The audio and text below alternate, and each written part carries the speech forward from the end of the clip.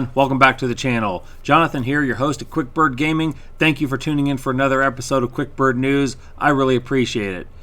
I just have developed this bad habit of doing these videos at about 3 in the morning, and I'm really ready to go crash, so I will try not to yawn, and I'll try and keep my words clear as much as possible. So thanks for sticking with me.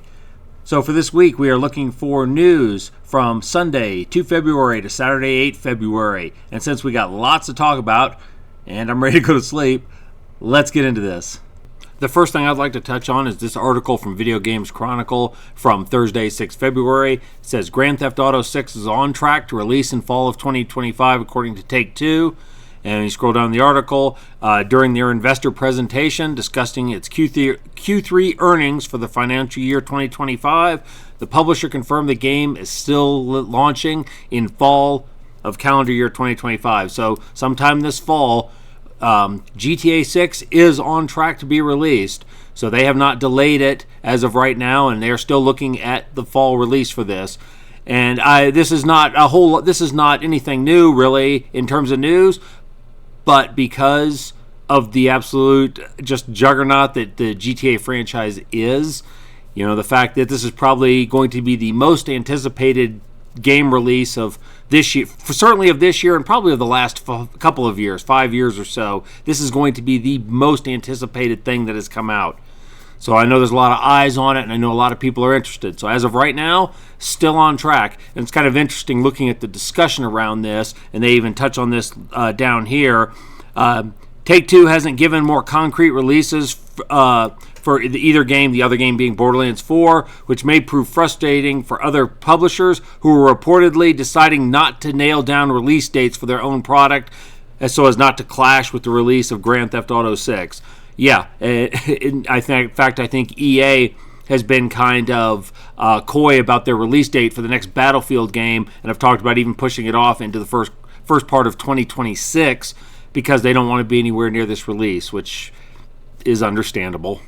Next up is this article from Dual Shockers from Friday 7 February that reads, Kingdom Come Deliverance 2 recoups development budget 1 day after release. This story is going to be a pretty unqualified success for Warhorse Studios and for KCD2. I scroll down here, and they said while the game was released on February 4th, it's already making a profit for Warhorse. And where I've highlighted what's even more impressive is the studio's boss revealed that in just 1 day, the studio has recouped the development cost for the entire game.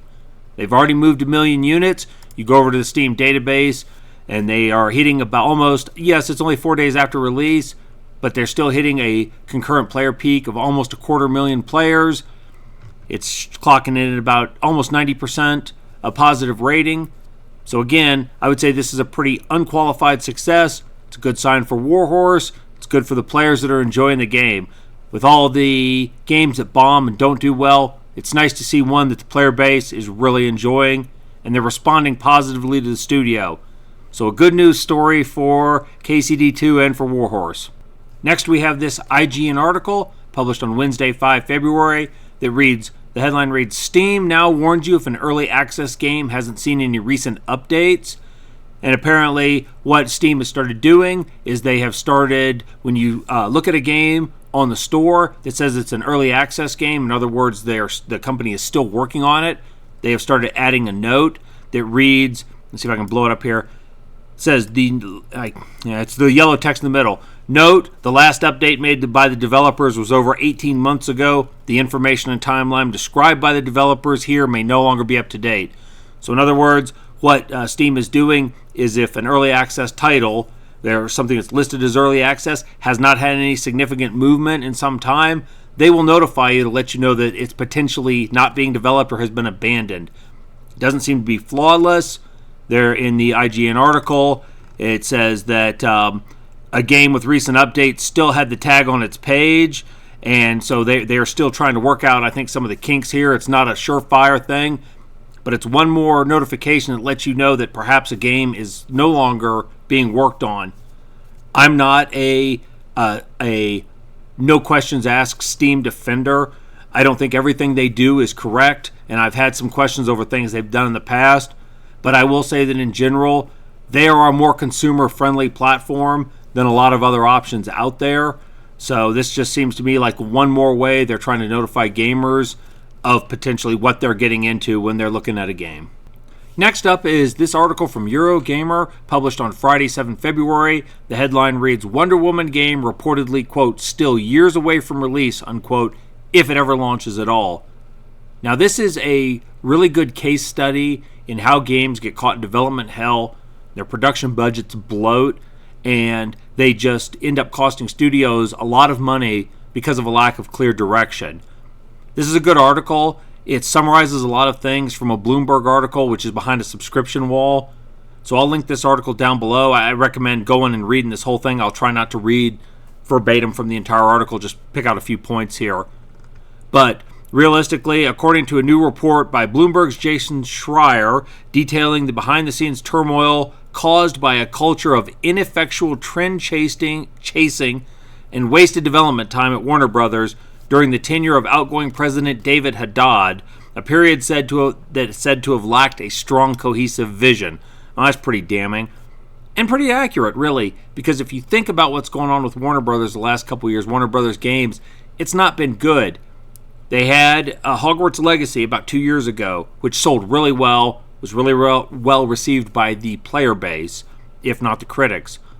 But since then, things have gone downhill. Suicide Squad, Kill the Justice League, it was reported to have cost the studio $200 million. I reported last week that their platform brawler Multiversus is going to shut down this summer. They've had some other misses, and they haven't had any hits really since Hogwarts Legacy. Monolith, the studio that worked on the Middle-earth, Shadow of Mordor, and Shadow of War games, excellent games. Monolith's Wonder Woman game, for instance, has reportedly, if I can highlight here, maybe, struggled to coalesce in the years since its announcement in 2021, with the project having switched directors and been rebooted early last year. And it's already cost them $100 million, and they still have no estimated release date. I mean, they're still in, I don't want to say conceptual stages, but if they've already rebooted it, they went back to the drawing board, and they're already 9 figures into the expenditures on this. Bloomberg reports that Monolith had wanted to follow its Middle-earth games with a new franchise, experimenting with procedural storytelling. Warner Brothers apparently pushed them into one of their big IPs. They had a game that foundered for a couple years before it was canceled, and now they're working on Wonder Woman. They had even looked at incorporating their Nemesis system from the Middle-earth games, their copyrighted system that's gotten a lot of acclaim, before kind of scrapping that even, returning to a traditional action-adventure game. Now they've got other studios under Warner Brothers working on this. You can see just the train of inconsistency, the canceled decisions, the changes in direction. Like I said, a lack of an overall strategic vision, which has just kind of left this game's development rudderless, which is why it's now over $100 million. And frankly, you know, it goes much further than this, and they have no clear release date. It could hit $200 million before they're done. This game is getting to the point of almost being unprofitable. I mean, you start getting into the $200 million developmental cost, and you've got to sell 4 or 5 million copies to make a profit. Are they going to do that? How many games a year sell 5 million copies? Not a lot. So they're having problems at Warner Brothers. And then there's this article, which didn't want to show up for me. After Suicide Squad's $200 million flop, this is from Games Radar, also published on Friday, 7 February. Rocksteady is reportedly back working on the Batman games that made it a household name. Will it be set in the Arkhamverse? The cynic in me says yes, and the cynic in me also says we are looking at an Arkham Asylum remake or reboot. And I say the cynic in me because this strikes me as a very cynical cash grab type of opportunity by Warner Brothers. Nothing that they're doing, nothing that they have developed in the last couple of years or released in the last couple of years is working. So what are they going to do? They're going to go back to what they knew worked. And really, they're going to go back to a property that has already done well. Arkham Asylum is what, 15, 16 years old at this point? It's showing its age, but it's still an excellent game. All the Arkham games are. So they're going to remake it. And what does that mean? They're going to add punch up the graphics, maybe add ray tracing, or things like that, quality of life improvements. But they've trod this ground already. It's already been done. That's why I say I'm cynical about it, because they're just looking to cash in on something that has already proven to be a success. And in my opinion, why not just play the original game and enjoy it? But Warner Brothers better do something. I guess if this is the only move they have left, they better do something, because whatever they're doing now ain't working. And I think this studio is in real trouble. If they weren't being propped up by a bigger Warner Brothers overarching company, they would have been gone by now. So yeah. Then there's this article from IGN published on Thursday, 6 February. Resident Evil Reverse shutting down as Capcom reaches new turning point with franchise. The multiplayer spin-off of the horror franchise is shutting down this June after less than 3 years on the market. Capcom announced the shutdown in a blog post, despite saying the game had exceeded expectation, saying it has served its celebratory purpose admirably, but is no longer needed as it has reached a new turning point for the series. Read between the lines, it wasn't profitable for them anymore. Even IGN, when you scroll down, says the game made little impact when it arrived in October of 22. There are some good ideas in Resident Evil Reverse, but balance issues, a lack of content, and aggressive monetization make it little more than a sometimes fun curiosity. Say no more. Aggressive monetization. The game's going to go offline in late June and will no longer be available for people who have paid for it, unfortunately, or I paid probably for the microtransactions involved. Just one more live service-esque game biting the dust. Now, while I do feel bad for people that played it and enjoyed it and will have that no longer have that option, the fact that a game with aggressive monetization, as IGN puts it, is going off the market is also a good thing. Companies need to learn that these games are not the way to go forward, and the only way that'll happen is if people don't play them. So, a bittersweet victory for the player base. I wanted to touch on two stories real quick. This one from GamesIndustry.biz, published on Thursday, 6 February. Bandai Namco quietly sheds 120 jobs in less than a year. You read through the article, that works out to be about 9 to 10% of their workforce gone in a year. And then this article from 80 Level, published on Friday, 7 February. PlayStation California office fires an undisclosed number of employees. Sony was very quiet about this. It only started coming out when those employees turned up on social media looking for new employment. This is after Sony fired or laid off 900 people about a year ago. And they also another 150 last year when they shut down Firewalk Studios. Now you can kind of see the way the industry is going, the direction they're headed from the two stories I talked about earlier in this video. Kingdom Come Deliverance 2 from Warhorse versus Wonder Woman coming from Warner Brother Entertainment. The first one delivered a focused, tight product from a small studio that was aiming at a core audience. They've sold enough copies, they've already covered the development cost. It's all profit from here on out. The other doesn't even have a release date, and they're already 9 figures in the hole.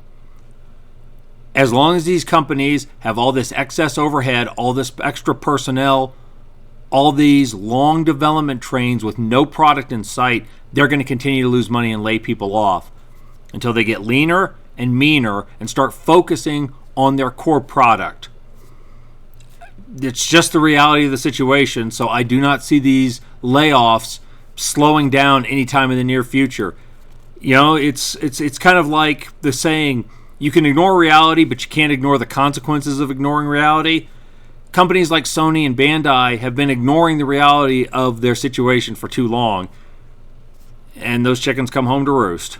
And I'll end with this article from Tech Radar that was first published on Friday, 7 February, but was updated on Saturday, 8 February. PlayStation Network outage live updates. It's back, and compensations announced. PSN was down for just over 24 hours. People couldn't log in. They couldn't play their games.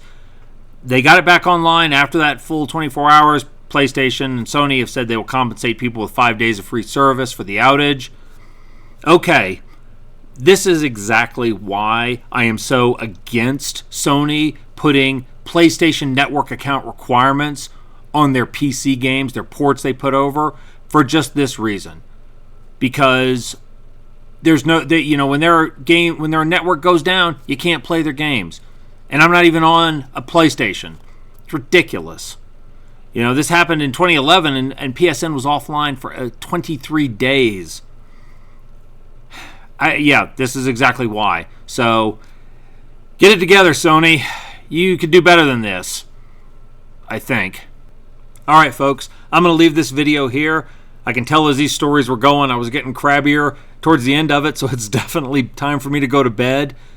As always, I thank you all for tuning in. Appreciate you joining me for this episode of Quick Bird News. If you enjoy this content, please consider subscribing to the channel. Please leave a like, share the video, comments down below if I missed a major story you thought was important. That helps me tune in on what y'all like to see. So thank you very much for watching. I'm going to go get some rest. You all go out there and live your best lives. And y'all stay gaming.